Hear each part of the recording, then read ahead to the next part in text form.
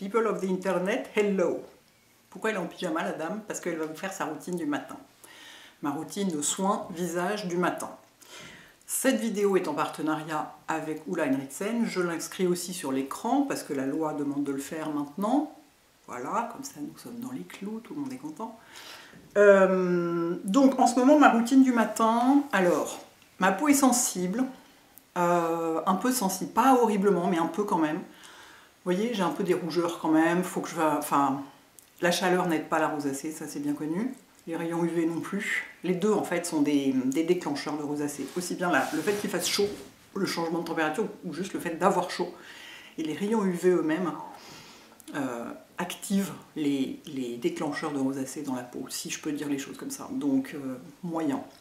Du coup, j'ai une routine très minimaliste, c'est-à-dire j'ai 4 produits et de l'eau thermale.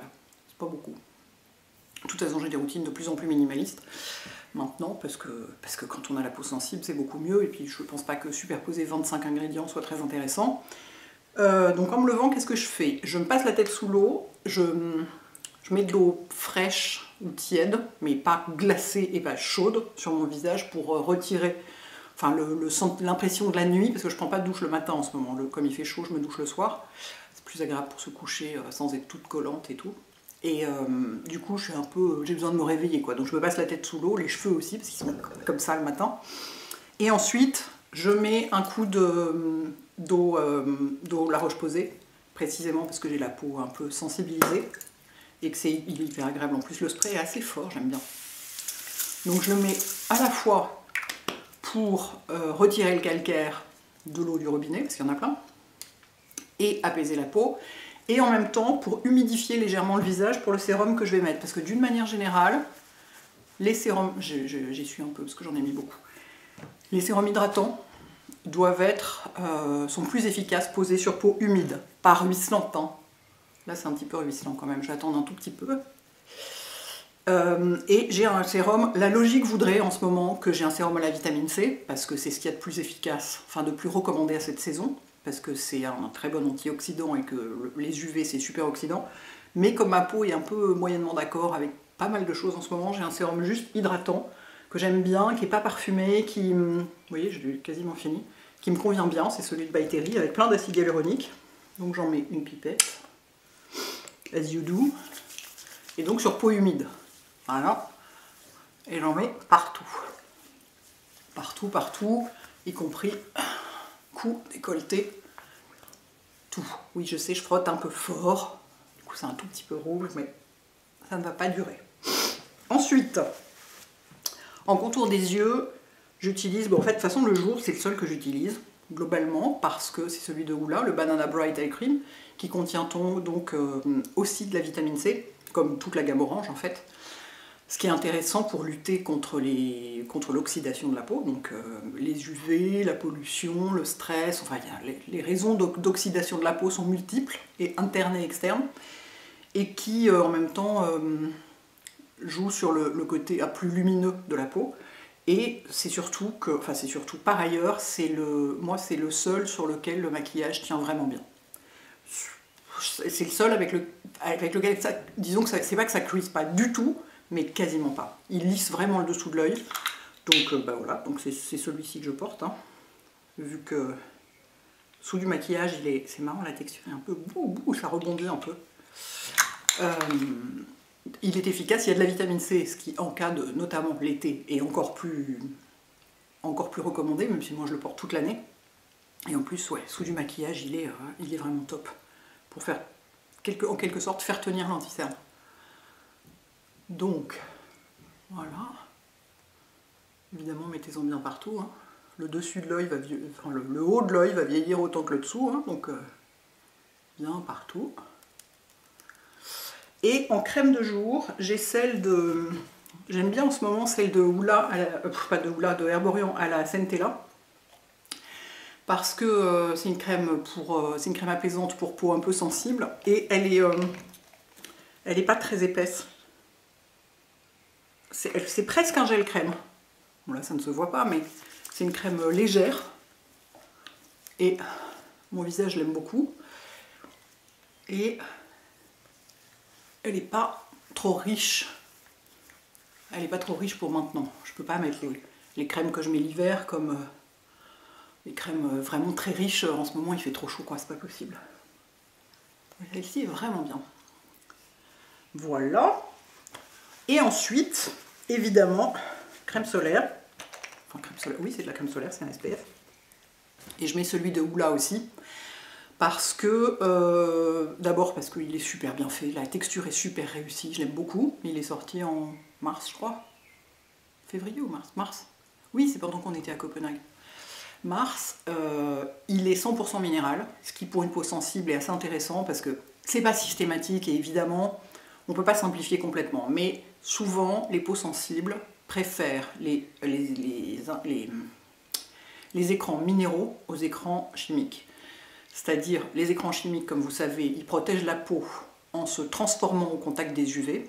Les écrans minéraux, c'est comme je dis toujours, du caillou broyé sur le visage. Alors évidemment, c'est un peu plus complexe que ça. C'est pour ça que c'est très difficile à formuler pour obtenir une texture agréable, élégante, fine, pas complètement crasse, brillante, collante, abominable, comme il y avait encore il y a quelques années. Celui-ci est très réussi pour ça. Et donc, c'est un écran physique.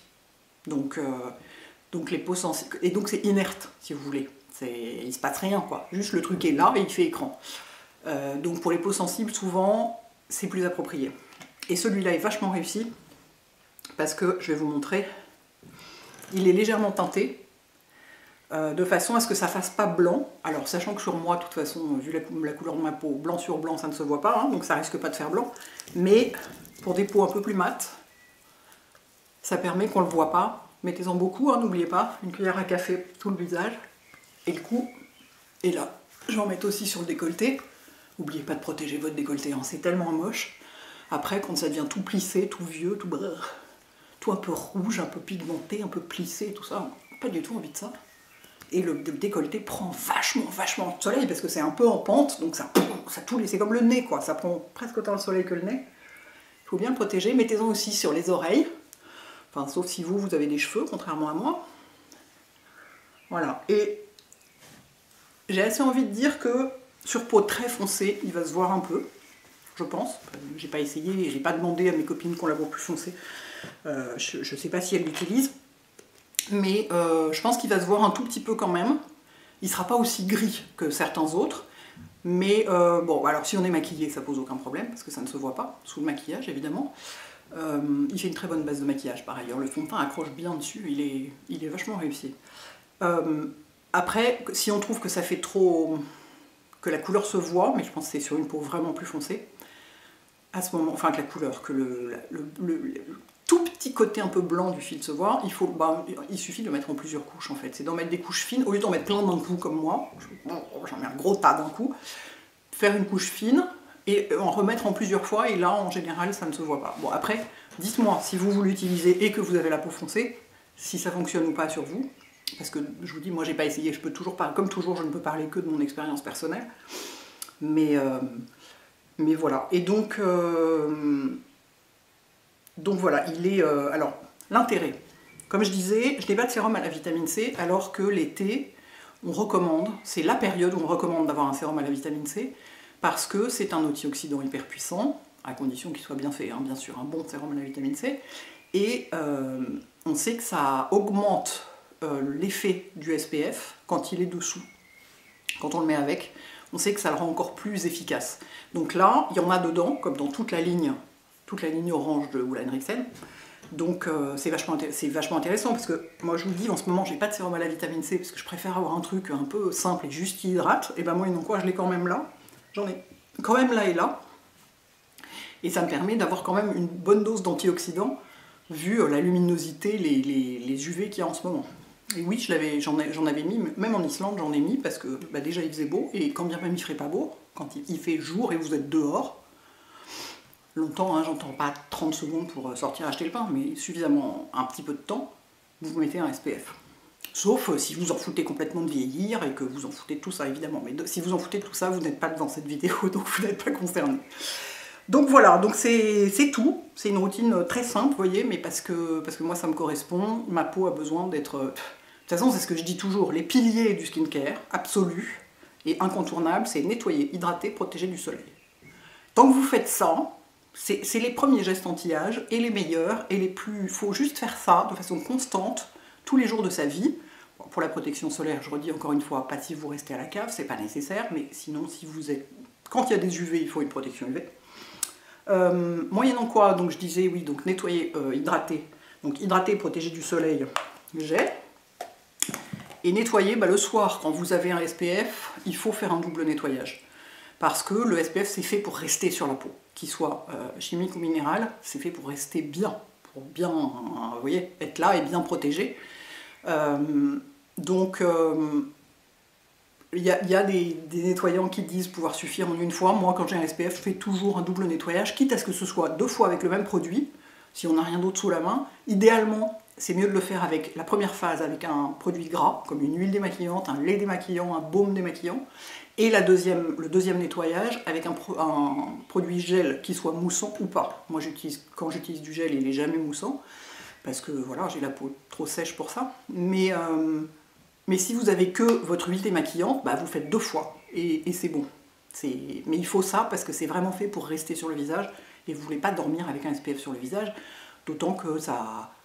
Enfin, c'est pas fait pour ça, je veux dire, il n'y a pas d'UV la nuit, vous n'êtes pas censé le porter. Enfin, à part si vous êtes au soleil de minuit dehors, auquel cas, là oui, c'est le seul... Effectivement, en Islande, si j'étais sortie à 2 h du matin, j'aurais pu mettre un SPF parce qu'il faisait jour. Bref, donc voilà, pour ma petite routine... C'est très court cette vidéo. Je suis désolée, mais ma routine est très rapide, alors forcément c'est court. Mais je vous ai acheté des jolies fleurs, vous avez vu, je suis allée les chercher exprès. C'est la fin de la saison des pivoines, il faut en profiter. Donc, écoutez, ça m'intéresserait de savoir les produits que vous connaissez, dans ceux que je vous ai montrés, et notamment ceux-là. Alors celui-là, ça fait longtemps qu'il existe, il a été reformulé en octobre, ils ont enlevé le parfum, ils l'ont complètement reformulé, il est encore mieux. Moi vraiment, j'adore ce contour des yeux, c'est mon je ne sais combienième pot. Et le SPF qui est sorti au printemps, si vous l'avez essayé, qu'est-ce que vous en pensez? Parce que je crois que pas mal d'entre vous l'ont essayé, donc ça m'intéresse vachement d'avoir vos retours, notamment si vous avez une peau très différente de la mienne. Parce que je vous dis, moi je ne peux donner que ma propre expérience, je ne fais pas des benchmarks avec 25 personnes pour savoir ce que ça donne, donc c'est toujours vachement intéressant pour les autres en fait.